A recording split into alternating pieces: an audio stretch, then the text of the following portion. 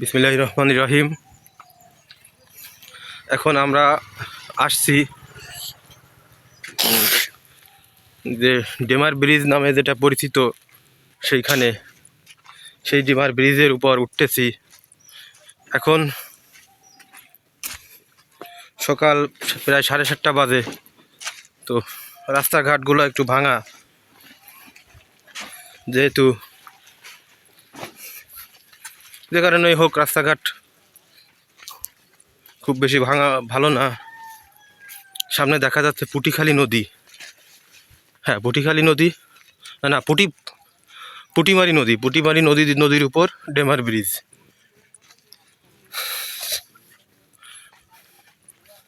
ডেমার ব্রিজে উঠতেছি।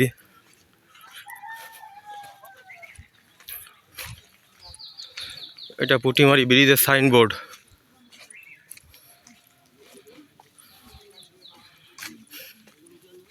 এই পুটিমারি নদীটা 11 কিলোমিটার লম্বা। এখানে নতুন ব্রিজের কাজ হচ্ছে, 2টা ডাবল ব্রিজ থাকবে।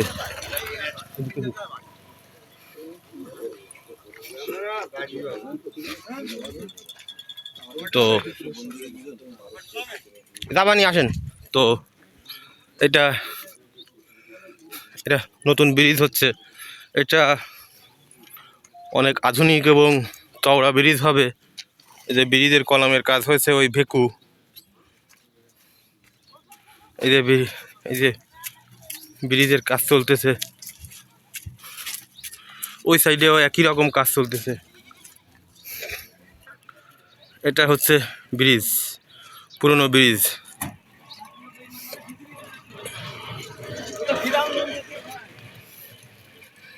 এই হচ্ছে পুটিখালি নদী। এই হচ্ছে নদী।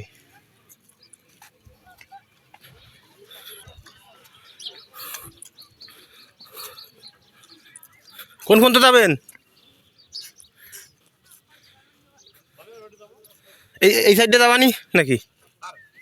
তো এই হচ্ছে নদী। দাঁড়ান।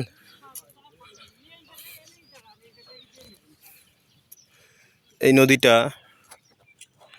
আগে, এই যে যতটুকু মাটি দেখা যাচ্ছে,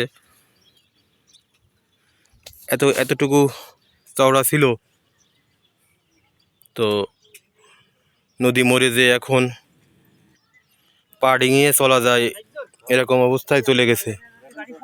তো নদীটা অনেক চওড়া ছিল এবং এখানে সাঁতরে পার হওয়া খুব দুষ্কর ব্যাপার ছিল, এবং অনেকে এখানে ডুবেও মারা গেছে বলে জানা যায়।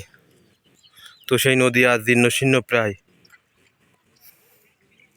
কিছুদিন আগে নদী খনন করা হয়েছিল, কিন্তু সেটা স্থায়ী হয়নি, আবার নদী আগের অবস্থায় ফিরে গেছে।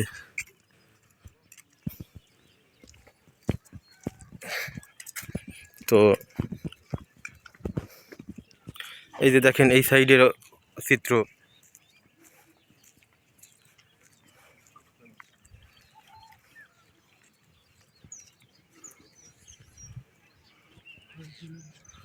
এটা হলো রামপাল তাপবিদ্যুৎ কেন্দ্রের সেই গ্রিড লাইন, এখান থেকে চলে গিয়েছে।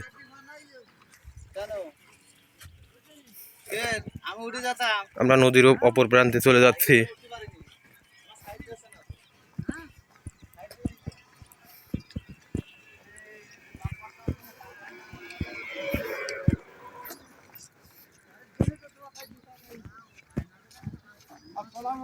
ওয়ালাইকুম আসসালাম।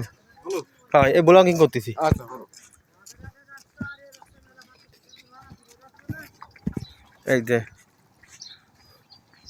এই যে ব্রিজটা এই পর্যন্ত শেষ।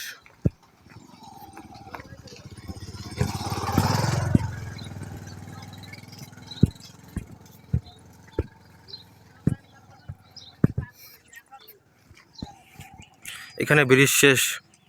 তো আমার ব্লগিং এই মুহূর্তে শেষ হলো। সবাইকে ধন্যবাদ। লাইক, শেয়ার, কমেন্ট করুন এবং চ্যানেলটি সাবস্ক্রাইব করে, রফিক বিডি চ্যানেলটি সাবস্ক্রাইব করে দিন। ধন্যবাদ।